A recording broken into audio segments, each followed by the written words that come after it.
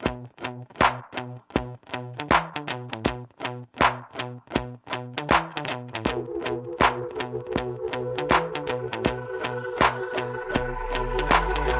is how it's gonna be. This is what you think of me. It's going down like I told you. This is how it's gonna be. I'll be the last man standing here. I'm not going anywhere. It's going down like I told you. I'll be the last man standing here. I'm gonna rock you. I'm gonna rock you. I'm gonna rock you. I'll have you begging for mercy, begging for mercy. Oh, I'm dangerous. So dangerous. I'm dangerous. So dangerous.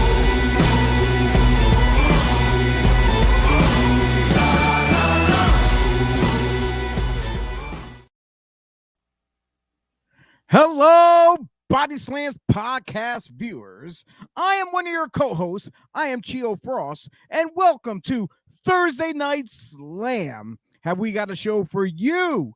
Yes, indeed. But at the top of the show, you got to see all the rundown of all the Devereaux Sports teams of their podcast shows of what days and when they are on.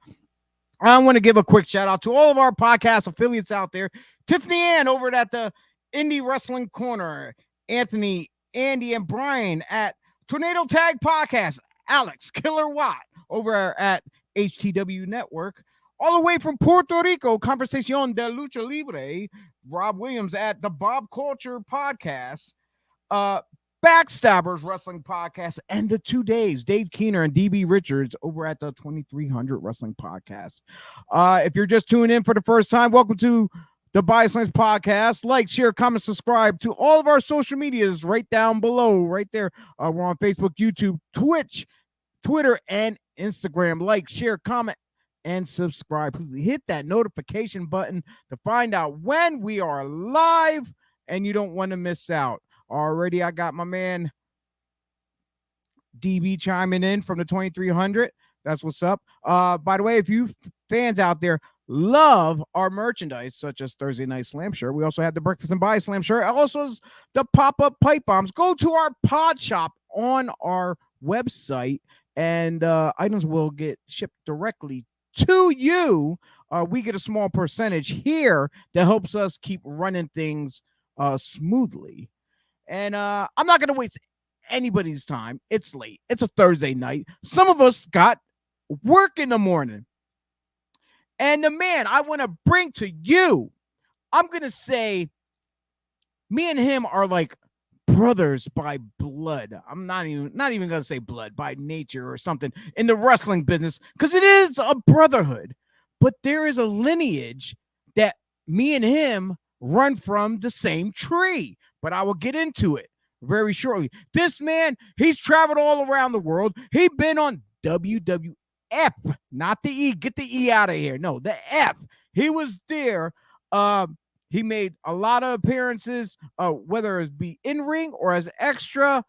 He's been all around the world. Like I said, he's none other than the Underground King himself, SWB Slyck Wagner Brown. What's up, man? What's up? Hell of an intro. Thank you, brother. Oh, thank you. I've been practicing for years. No, well, the business does help guys like us who've been around for a while to have that gift of gab to speak. Yes. Otherwise, we're just going to be lost whatsoever in this world, dude. Me and you go way back. I know recently. I know we haven't talked in a while, and I was looking for guests, and I was looking through my old pictures. I'm like, yo, Slyck, why not? So I reached out to you. I sent one of the old pictures of us together back when you were with 3PW. Yeah. You responded gracefully, you accepted the invitation. I was so happy. I was tickled pink. I was like a little schoolgirl, you know. But I met you way before 3PW, and that was at the Murphy Rec Center. You were working for now. Before I met you, I heard your name around. I heard Slyck Wagner Brown. Yep. Your camera will definitely turn sideways. I heard your name around in the Apter mags, and I seen your picture. And this is like pretty much like just when the internet was starting to get the buzz of like showcasing people, companies, and this, that. You know, everyone was just getting into all that. And I think when me and you met, it was like in the MySpace era, I believe. Cyberspace? No, I said like in the MySpace era. Oh, around MySpace. I think it was like kind of around there. I'm like maybe before that, but when I met you, you were working for Liberty All Star in Philadelphia for Bay Ragney, and this was, and for the people that don't realize, this was before Ring of Honor ever had their first show. Yeah. And then I met you, and you were one of the cats, like many. At the time I was doing the ring crew, just helping out. I wasn't booked on the shows. I'm like, bro, can you film my match for me? All right. So instead of phones, we had the old school camcorders where you put the tapes in and stuff, you know. And you were one of the guys that asked me. The other guy was White Lotus. So then it became a pain in the ass when both of you two were working a program together, and I couldn't film both of you together. So his wife stepped in and helped out. But dude, that was so many years ago. It makes us feel old. Yeah, it does date us a bit, but you know, it's also a blessing to have the opportunity to be in the game that long and still being able to contribute and you know, and help out. You know what I mean? Dude, bro, from what I see, like the pictures and stuff like that, and even just seeing you here right now on screen, you look good for your age, because we're not that far. We are not that far different in age, probably about 3 years. Yeah. And I got all this going on. I got 4 grandkids. I got some of that too. You know. I'm far worse. I keep it real low though. You gotta keep it real low. I keep hearing just for men, but I'm like, you know what? It's my badge of honor. I earned these, so I live long enough in this business to tell about it. I may not be in ring working, but I'm still relevant behind the scenes. Right. So that's a plus for me. Yeah. So let's get into things here now. Like, okay, it's the common question everyone asks all the time in all these kind of shows. Like, what was it like growing up as a fan? Who was some of your favorites? What got you in to wanting to become a professional wrestler? You know, who was some of your favorites that you idolized? So when I first saw pro wrestling on television, it was WWF. And it was during the Warrior Hogan build for WrestleMania 6. So that was the first time I saw pro wrestling. And then obviously from there I was hooked. Just the reaction, the energy, the everything. It had everything that I enjoyed as a kid in one show. And you know, from there it just grew. So it grew from being a fan to, you know, obviously becoming a fanatic. You get obsessed with it, and then that's where it turns into trying to be a part of it. You know what I mean? Now, was there a big, at the time when you were growing up, was there a big indie presence in your area of Boston, or did you have to travel outside of your area within Boston? I know there's wrestling up there. If there was, I didn't know about it. I didn't see my first independent show until there was an event in Boston at one of the boys and girls clubs that we used to roll around at, and they actually had an event up the street from there, and it had Edge and Christian on it. It had a couple guys from UFC on there, And we went and checked that out, and that was our first time. This is before Edge and Christian even had a deal. So that was they were Sexton and Castle at the time. So that was the first time I ever saw an independent event. You know what I mean? It was super, super cool. Yeah, I know when I first saw mine, it was like it was just amazing. Like even when like the kids nowadays that come to your events, Yeah. it's like an awe. They get to see a real ring in front of them, real Right. wrestlers. Yes, they may not be the superstars like you see on Monday or Wednesday or Friday night, whatever, but they are there in front of you live and in color, and the kids can actually walk up, touch the canvas, and see like, oh Right. wow, this is a real ring, like holy. And then from what you and your students over there at Test of Strength, Yeah. that's right, I got it right, Test of Strength Wrestling Dojo. Yeah. Can you fill us in on your school? Sure. What do you want to know? Hey, whatever, everything. Like what's some of the classes you have going on? Is it just basic American style classes? Do you run seminars?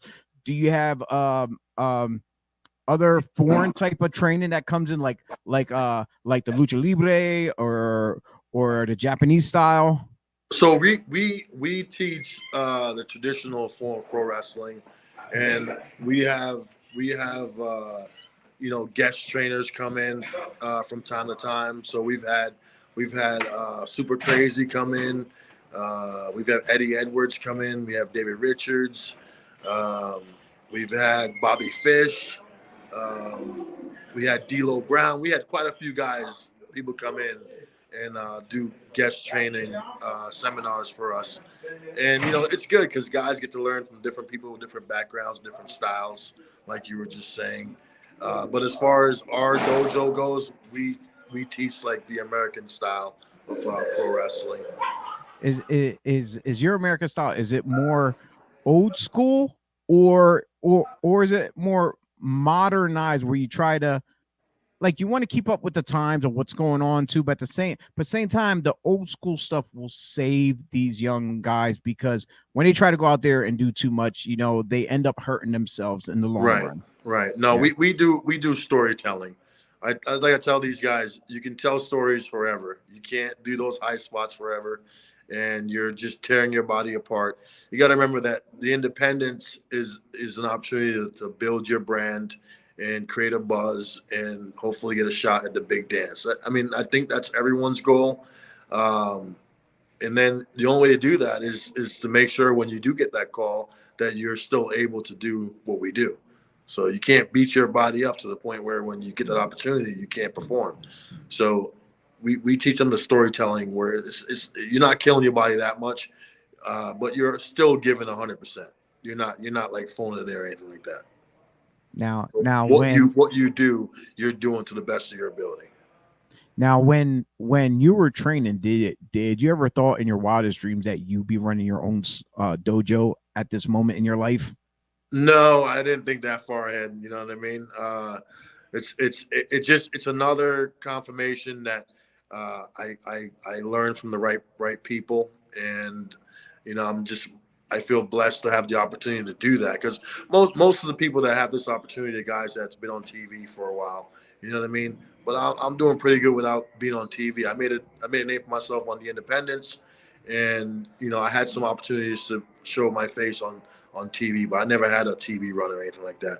So I think it's a blessing. There's a select few guys on the indies that can do that to the point where they can make a living at it.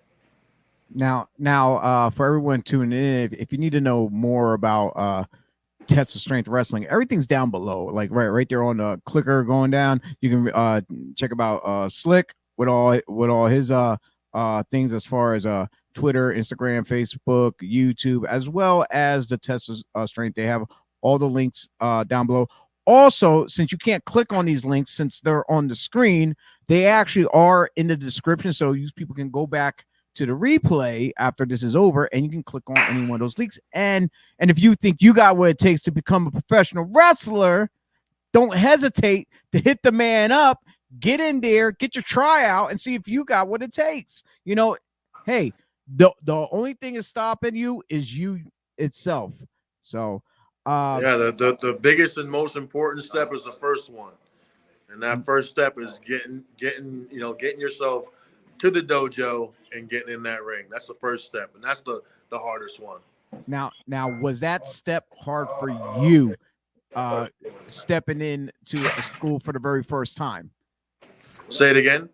Was that step hard for you getting into a dojo or the pro wrestling school that you went to? I'm not going to name it yet. That that you attended from the beginning. No, that was an easy one for me, man. I made a decision that, like I said, we used to horse around in the backyards, and then we horsed around in the Boys and Girls Club. We would actually rent it out and do like our own little backyard events, but it was kind of professional. You know what I mean? It was in a club, in a boxing ring. It wasn't a wrestling ring, but it was a boxing ring. So we were serious. And then when the opportunity presented itself to train, I jumped on it without question. So that step was easy for me. And you trained up there in Massachusetts at what famous school was that again? Killer Kowalski's. And here's the thing: when I said in the beginning that we have this lineage that runs together, just so happens one of the guys who trained me trained under Kowalski himself. It was none other than the godfather of extreme or pro wrestling, whichever you want to call it, Damian Kane. Oh, sweet. Not sure, man. Yeah, Damian Kane. Yeah, so what's up, man. That's why I said we come from that same lineage. I actually went one time and I actually did a pro wrestling family tree of who trained who, and I went up. I'm like, damn, this person trained that person. I'm like, damn, if this only bled into me somehow, like more officially, that'd be great. Yeah, it's crazy how that works, man. The tree and the branches that come off that tree. You know what I mean? And it's crazy. From the root, it just keeps giving back, and it just keeps growing. Yeah, I noticed you also trained over with Tom Howard. Yes, Tom Howard. I hear nothing but great things from him throughout the years. Yeah, he's really good, man. So at Kowalski's, I learned the basics. I built a strong foundation. You know what I mean? I knew my way around the ring, but I was struggling at the time with telling stories in the ring. So I flew myself out to UPW in California and worked with Tom Howard for like 3 to 4 weeks and just learned so much about ring psychology and storytelling of pro wrestling. And you know what? And that's the most amazing thing about this industry, because everyone, well, not everyone, but sometimes people, when they get into it, they think, okay, I'm gonna learn this, what I can learn over there. Like, no, it's not necessary, because every trainer becomes like an expert in certain areas that you might pick up, even though they might be teaching you the same thing, what you need to be learning, but you may not get it as well as someone else might explain it differently to you. True. So that's why it's always good to branch out and get a feel, the vibe and stuff. Like, there's different techniques that works better for you, and then it helps mold you. So, right. but if you keep those blinders on, and you all you're gonna think it's going to be one way of doing things, and that's it. But who am I to tell these young guys? I tell them all the time, hey, you can tell me to blow it out your ass, old man. You don't know what the hell you're talking about. I said, look, I'm just giving you advice. That's it. Right. You can take it for what it is. And yeah. You know what? And a lot of them respectfully like that I'm and now more often they come and ask me to watch their match and any advice and stuff. Right. So so you're busting your ass. You're training at Kowalski's. You're training with how now when you started to train with Howard, was you already working or not yet? No, I was working. Okay. I started working pretty early. So I trained at Kowalski's for like a couple months, like 2 months, 3 months before I got my first match. But a big part of the reason for that is I used to go there before I signed up for like 2 years, and I would watch. I would be there like I was already on the in the class. Like I already signed up, and I would just go and just watch. And I learned so much just watching. I saw guys make mistakes. I saw guys do things, the right way, and I learned from that. So when it was my time to get in the ring, I had all those things in my head. You know what I mean? I know exactly what you mean because I spent the time when I was about I want to say 15, close to 16, but because you have to be 18 to start here. Yeah. I spent those like 2-3 years ring crew set up this that. So when you got time, you get in the ring, you horse around and this and that, and you basically almost start to self-teach yourself little bit here and there with others who are doing the same thing, and then you finally commit to the whole tuition and go full force. Then by the time you start doing the classes officially, you're actually half decent, really good.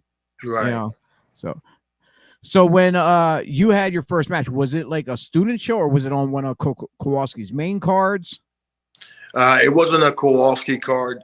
It was a Silvano Souza was a promoter's name, and it was a outside card. So, Okay. like back then, a lot of promoters would come to the dojo and watch practice, and because you're always looking for fresh faces, and Silvano pulled me aside and booked me for his event. So, it was just one of those deals. So I didn't get on a Kowalski card for probably like a year. Kowalski has high standards. You got to be at a certain level before you get on a Kowalski event. So anytime you got booked for a Kowalski event, you knew you were there, like you were doing good.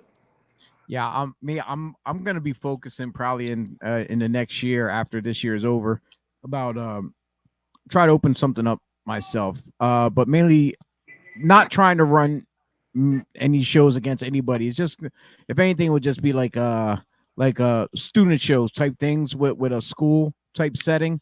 Right. Do it like that.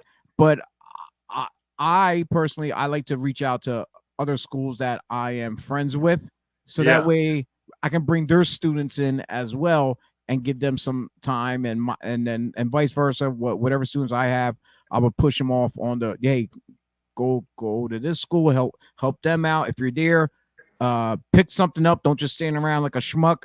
Like even if you're not wrestling, even if you're not on the card, find something, ask them whatever you can do to help out. And that's one of the things I think that's lacking with a lot of students from a lot of schools. Yeah, I mean, we're fortunate. We get a lot of guys that come to our events looking for an opportunity that, their trainers done a good job with them, telling them not only to get out there and put yourself out there, but just, like you said, not be a schmuck and help out. You know what I mean? Whatever needs to be done. I had a couple people here in the chat room throw some comments up here. We got James is chiming in. What's up, James? How you doing? He's a referee from down in the Delaware area. My man, Joey Image. He's one of my co-hosts. You probably heard of Joey Image. He's pretty well known around the way. He's talking about Lotus. Matter of fact, next month I will have Lotus on the show as well. Nice. Yeah, I reached out to him too. As soon as I reached out to you, I reached out to him. Then right away. I'm like, great. They both said yes. All right. And we got Pat. This is our man behind Devereaux Sports. So Slyck, if you're into talking sports, whatever it is, reach out to my man. He'll love to have you come on the show and talk whatever, football, baseball, hockey, soccer, whatever you're into, basketball. I like football and wrestling, man. That's the only thing I give my time to. All right, well then I guess you have to wait till football season starts again, so then you can jump in and clown these guys then. Yeah. There's an off season. There's just interesting things going on in the off season too. Well, yeah, there's a lot of good stuff coming up, which I'm excited. I don't like to get off the topic of wrestling since we're talking wrestling, but I'm excited for the XFL to return next year. Okay. So I was an XFL fan when it started, and I was all for the year it was before COVID hit. And now I'm like, and now they're rebranding, and with Rock and his wife taking over. I see some good stuff coming out of it, though. Hopefully. Well, this is round 3, so let's see what happens. Yeah. Let's see what the Rock brings to the table. Most definitely. Now going back to you, forget about football. Hell with that fake stuff. Of course, Joey Image likes to call it that fake stuff. Now when you're having your first match, you're all psyched up, you're pumped, you know, you're ready to go out. Is the gear all there? Is the butterflies there? Is that one particular thing there as far as, damn, I got to go to the bathroom right before you got to go through the curtain? I don't think so. The butterflies are definitely there. I'm nervous because I want to do good, and I've never done it before in front of a live audience. So I'm definitely like freaking out for sure. How was the crowd? Was they into you? Were they scratching their head like, who is this guy? How was your first? Like, give us like if you can remember, because a lot of guys remember their first match. You have to remember. Like, give us a rundown. What did it look like? I mean, the reactions wasn't quite there yet. You know, like I said, I didn't know what the hell I was doing. Right, I just did the best I could with what I had. As far as like execution goes, it was there, but the storytelling was not there. So people were reacting, but they reacted to like how I did something, not like doing something at the right time or making sense of what I was doing. You know, it's totally different when you're a rookie. It's just go out there and you go A to Z and that's it. Yeah, I was just when you were saying that, it just reminded me of because you probably were out there moving fast. You were doing one spot after the other, spot after the other. Right. Which what happened was when I was training with Damien, he would tell us, slow down, stop, give a second, pause, look at the crowd, do this, make eye contact. Give it a little bit. And that's what you were saying about the whole storytelling part. Well, and that's what we do. We had to slow ourselves down because not just us doing the moves, our bodies, our motions, just that little pause is telling a little bit of a piece of the puzzle of the story. So right. I mean, when you're new and you're just starting out, the crowd doesn't even exist. Not only do you not see them, you don't even hear them. Like I didn't see them or hear them. Like it was just me and my opponent, and that's it. And you just want to get your shit in. I mean, it ain't even about getting your shit in. It's just focusing on what you're doing. Like the moment you look away, shit, everything you had planned is out the window. It's like deer in the headlights. Yeah. And then everything starts going wrong. And and what they always say, grab a hold, grab something, wrist lock, headlock, whatever. Take a rest spot. Gather yourself, bill outside the ring, walk around, just get your head together and start fresh when you come back in. Yeah, but when you first start, that shit sounds good. But when you're out there in front of people, all that shit goes out the window. You're just trying to survive. You're trying to survive, man. You're trying to get in there and get out there as quick as possible. That's it. You don't even have time to enjoy it. You're preaching to the choir, brother. Bring it. Now, dude, you worked like all over the place. I'm like, I'm not even gonna touch like the majors because like people, all they gotta do is just Google and they'll look it up on YouTube and see you there. What's some of the other like mainstay companies that been around for a while that you work for? Not on the lower end independents, just like the ones that make noise. Like was there I want to say TNA, I think. Was you TNA before? Yeah. I was thinking that TNA when they first started out and they were in the fairgrounds in Nashville and they were doing weekly pay-per-views. Wasn't that the Asylum they were in? The TNA Asylum they called it? I believe so, yes. Yeah. All right. Yeah. There was that and several others. Like where else? Ring of Honor. Okay. Cyberspace. I remember Cyberspace. Wasn't they part of NWA? Yeah, it was NWA Cyberspace. Yeah. So they bring a lot of NWA, a lot of TNA talent at the time. Wait, was that Tommy and Mario Saboldi? No, that was Billy Firehawk. Okay, that's where I got it wrong. All right, Firehawk. Yeah, you had like NECW up this way. You had Chaotic Wrestling. Yeah, I heard about all of them up there. Yeah. You had Jersey All Pro. You had Definitely Jersey All Pro. Yeah. That down here. I was a huge Jersey All Pro fan. I used to watch a lot of their stuff online, and then they like disappeared. I'm like, oh man. Yeah, that was an exciting company to work for. And you got ECWA out in Delaware. Yeah, at the time it was Kettner. Yep, Jim Kettner. Yeah. And you had USA Pro Wrestling out of New York. Yeah. I heard of all them there. I'm trying to. Right now, I have on another screen here. I have this, and I never know how updated this stuff is that people post online. There was a couple different websites with bios on you, and right now I'm going off of the Wikipedia one. But then again, people can edit that however they want, though. Right. What's that saying? Let's see. It's pretty much saying a lot of companies you already named, especially up there in the Northeast section, up your way. Jersey Championship Wrestling. I'm just reading through a couple. 3PW, we mentioned that already. Right. Ultimate Wrestling Federation. You mentioned the USA Pro. Yeah. WXW. You were the television champion there. WXW. Yeah. WXW was a big one. Yeah, and the last one they have on here is Excite, right where my man IB Green is from up that way. That's upstate New York. And then you have ICW, Immortal Championship Wrestling. That's in upstate New York as well. Mm-hmm. Yeah, there's a lot, man. There's a lot. And you were the heavyweight champion there too as well. Yeah, the first one. A lot. First one. Mm-hmm. Yeah, I'm looking at all these championships you held all over. A lot of it was like in the New England area, though. Yeah. Yeah, a lot. NWA, New England Championship Wrestling.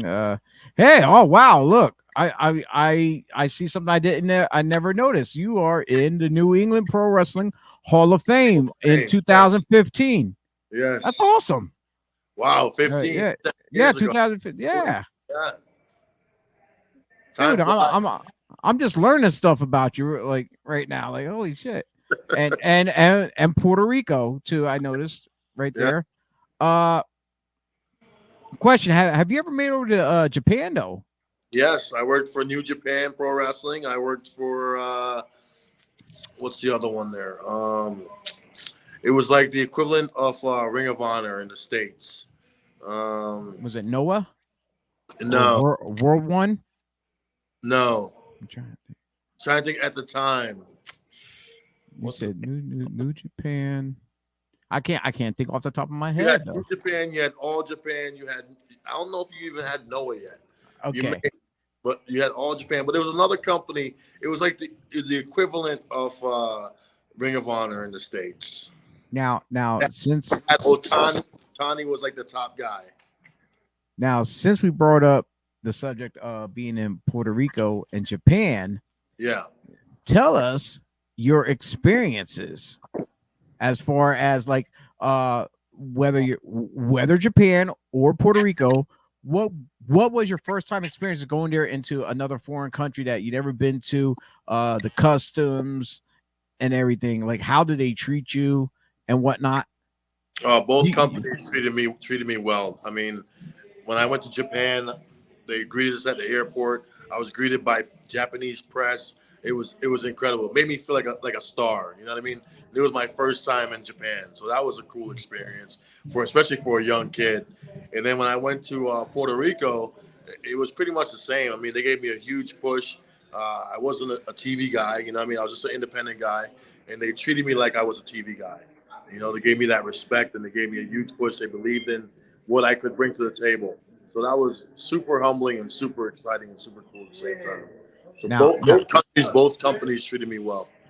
My man Dennis Reaper chimed in. He said, "Dragon Gate, was that the one you were talking about?" Dragon Gate. That wasn't the one.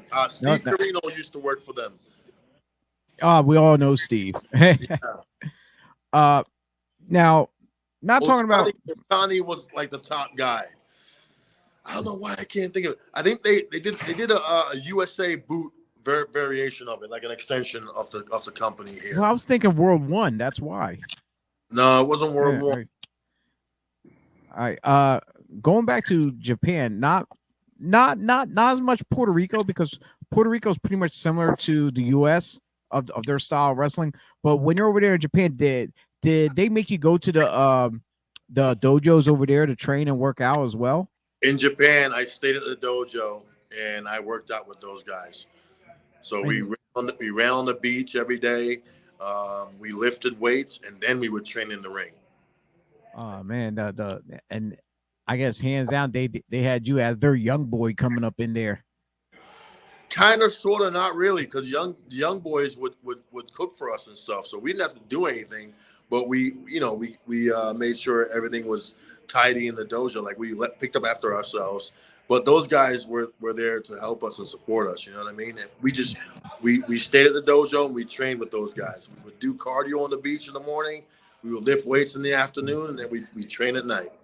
Now, I'm guessing it was a huge culture shock from the stuff that you're used to here in the U.S. I know I heard stories in the past of guys getting there, and at first they start getting homesick. They'd rather be home, this and that, because they couldn't deal with it. But then after a while, once they opened themselves up to newer learnings, everything just flowed naturally. Then did you have any experiences where like you were almost ready to say, like, hell with this, I'm ready to go home? I did not. Japan was a dream for me. Japan was a dream. I used to watch those tapes when I would go to like Jersey All Pro, other independent events. I would pick up Japanese wrestling DVDs, and I would watch the hell out of them things. And so having the opportunity to go to Japan was a blessing, man. I loved it. I soaked it in. I didn't get homesick. I just loved being there and loved working with those guys and loved learning that style. You know what I mean? Just that high energy, friggin', high impact. You know what I mean? I enjoyed that to the T. The hard part for me was the flight. The time getting to the sleep and stuff. Yes, those 15-hour flights. That is what got me. Like, I was like, wow. I know at the time some of the guys I knew were doing those 3 weeks on, 3 weeks off schedule, where they would fly to Japan, work for 3 weeks, fly home, stay home for 3 weeks, and then fly back. I was like, yeah, there's no way I could do that. I could stay there for like 3 months, you know what I mean, and come home and stay home for 3 months and then go back. I could do that, but I could never do that 3 weeks on, 3 weeks off schedule. Yeah, like it affects different people. It all depends on like what you got back here though too. I'm like, do you have family back here? Do you is your job just gonna let you go over there? I'm sure the pay was great. I'm sure they took care of you. Yeah. Remember, at the time I was young, man. I was like my early 20s. I was probably barely 21. 22.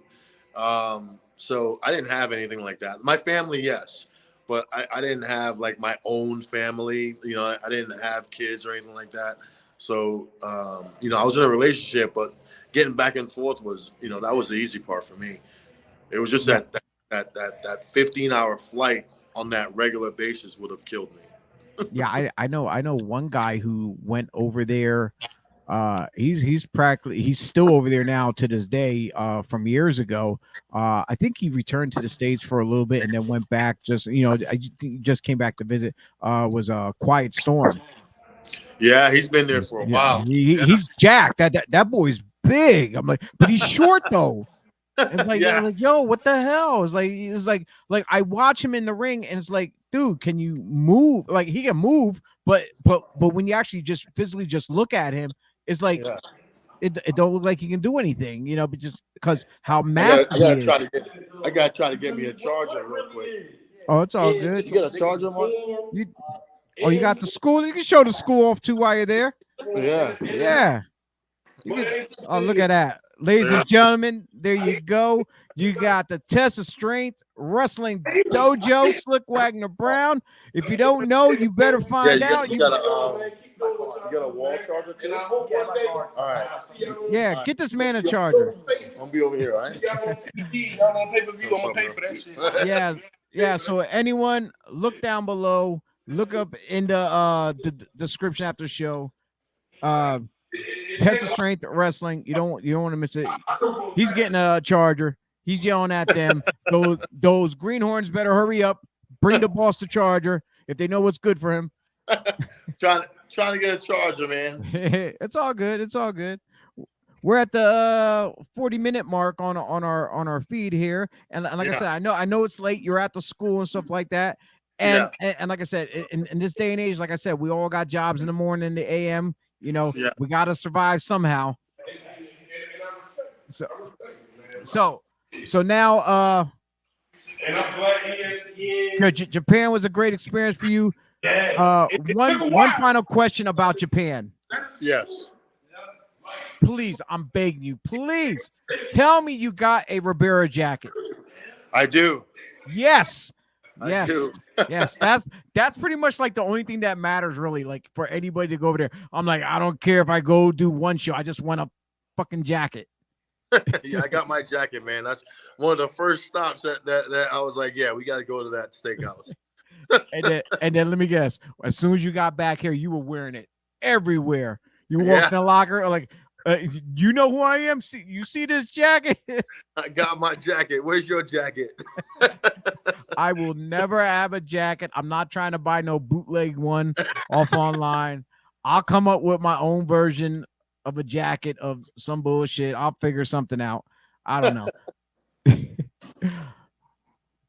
All right, we all good? You got that charger now? I got one, yeah. All right, that's what I'm talking about. So now, fast forwarding, you did the training, the Japan, travel the world, WWE and stuff like that. What are you doing nowadays now with yourself? Besides the school, I'm like, are you still working everywhere on the shows, or are you behind the scenes doing all that work to make sure everyone's on point with what they gotta do out there in front of a live crowd?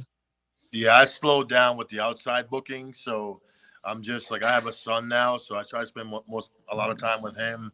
Congratulations!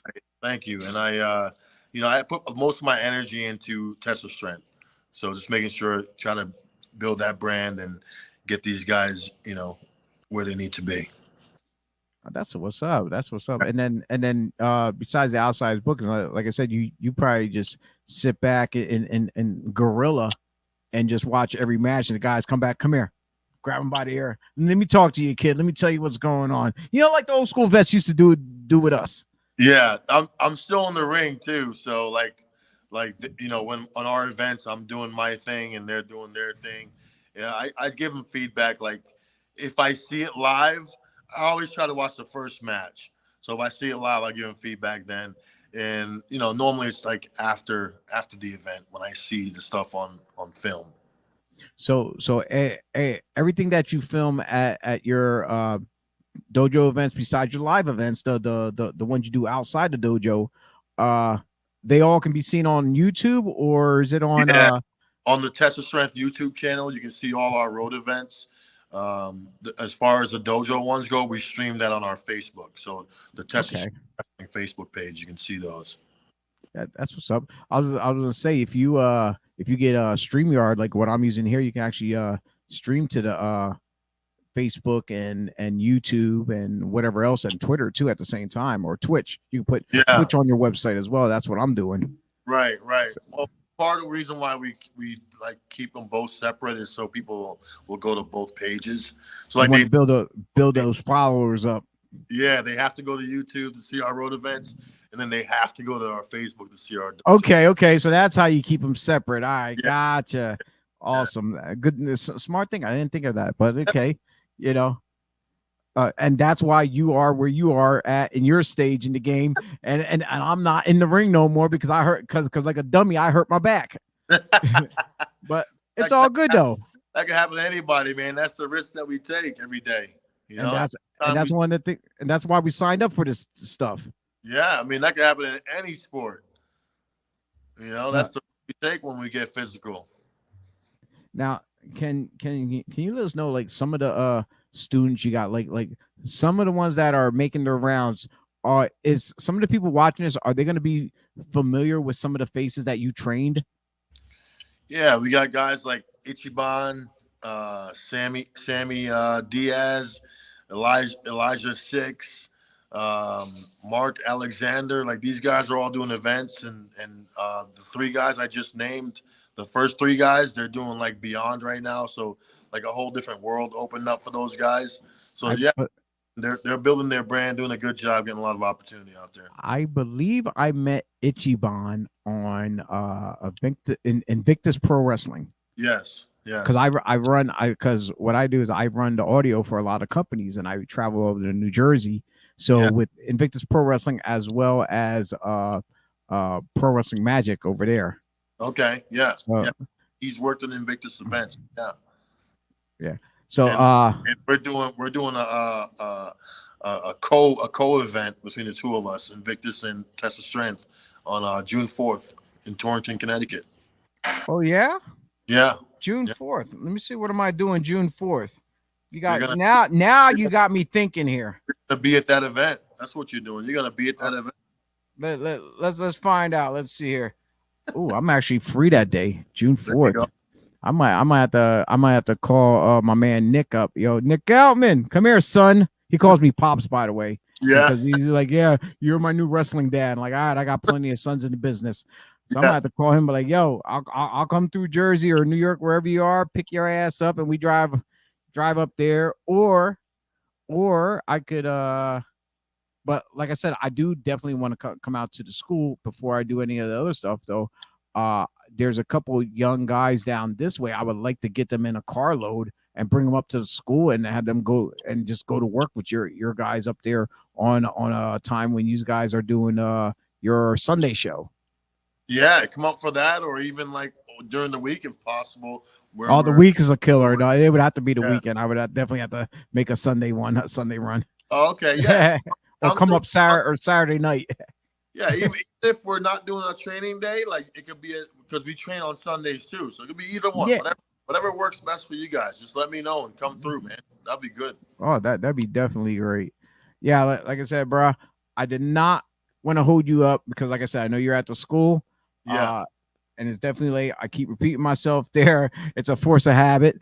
But is there anything you want to plug that's coming up in the weeks to come? Yeah, we've got our training day this Sunday, April 10th, in East Hartford, Connecticut, 87 Church Street. And that starts at 4 p.m. And that's a dojo show, right? Am I correct? Dojo event. Yep. So it's limited seats. It's like 50 seats. So limited seating. And then we have our road event on May 7th. I'm trying to get off the top of my head here. May 7th. And that one is going to be in Northampton, Mass. at the Elks Lodge. And then our next road event is June 4th in Torrington, Connecticut. And that's the one with Invictus Pro. That's a co-event. Okay. That's Strength and Invictus Pro.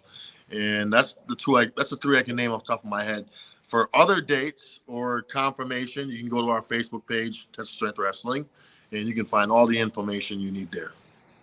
Dude, this is awesome. So any of you young boys out there and you're listening to this, and if you guys want to make a road trip with me, hit me up. Bring that gas money. That gas, because you know prices are up right now. Bring that gas money. And we'll make the about 4.5 hour trip up there. We'll actually go up on a Saturday, spend the night so that we're there.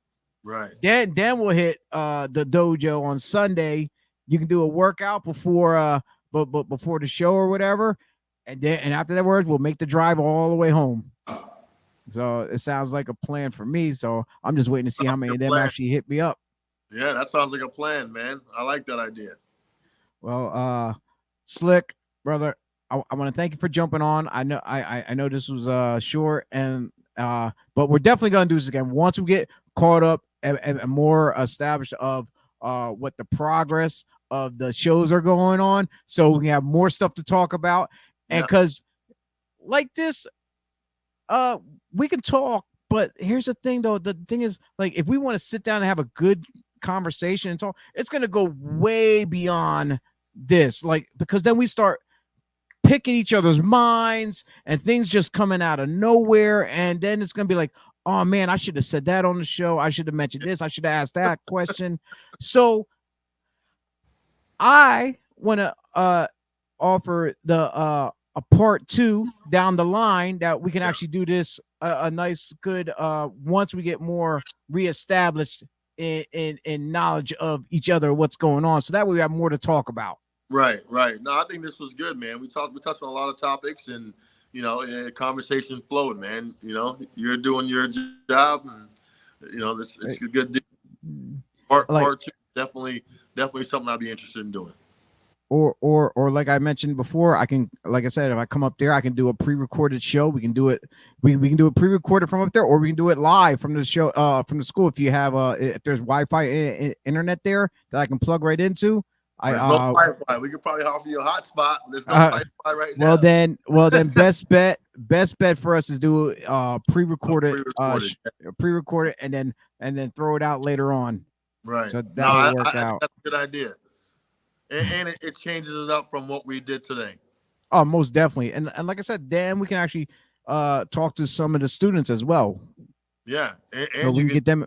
You can film some of the training as well. Oh, definitely. That's a must-have. Yeah. To see the work that they put down, from the knowledge, from the learning tree, from SWB coming all the way down from Kowalski himself and Ron and Howard, Tom Howard. I don't know why I want to say Ron Howard, because that's a Obi, the from the Andy Griffin show.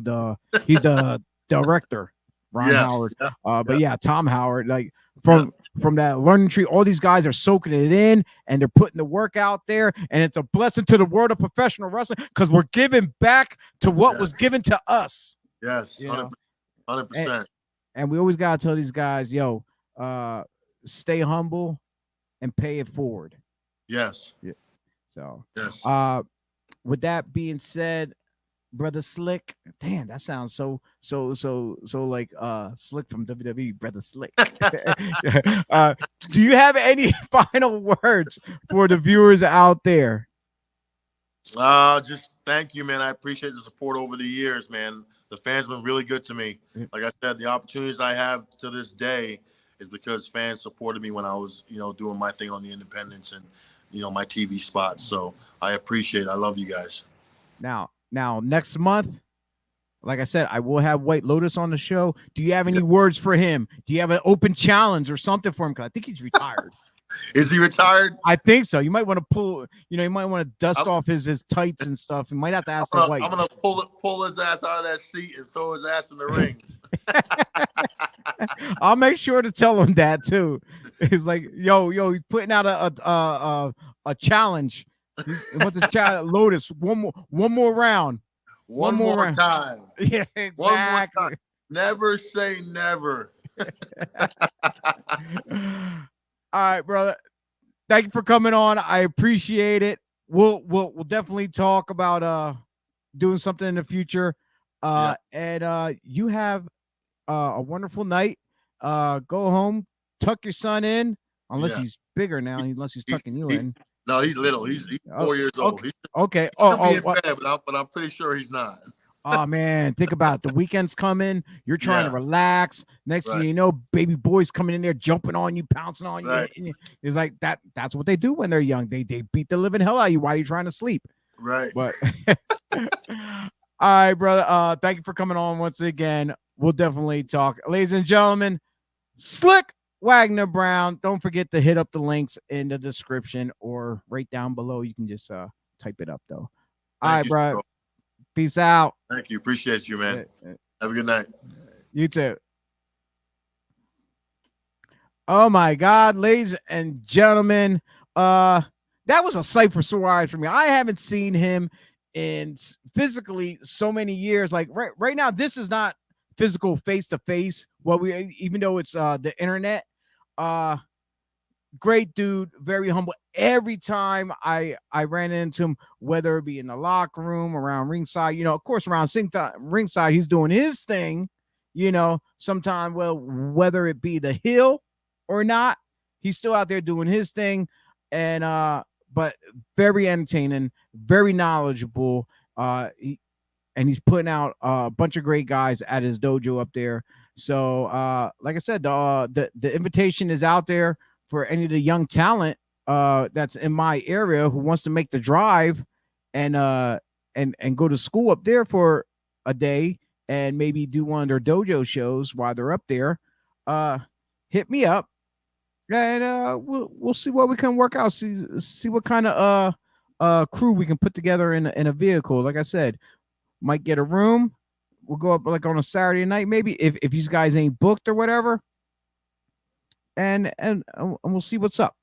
So with that being said, thank you for tuning in to Thursday Night Slam.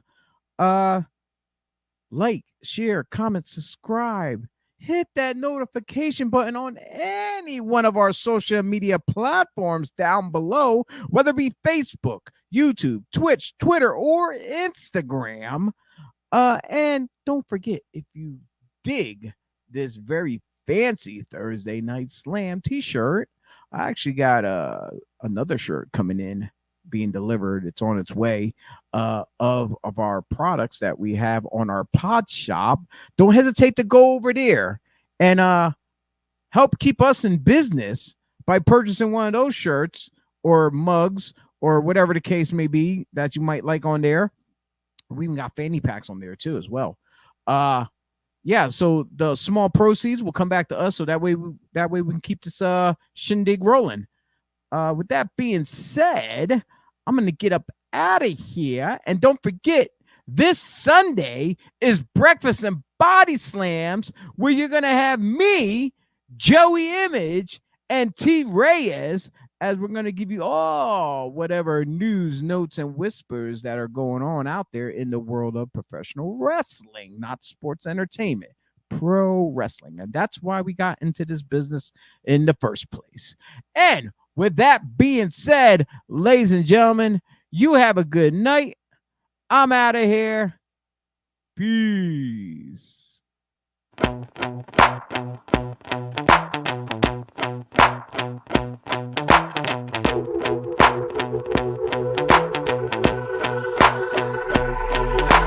This is how it's gonna be. This is what you think of me. It's going down like I told you.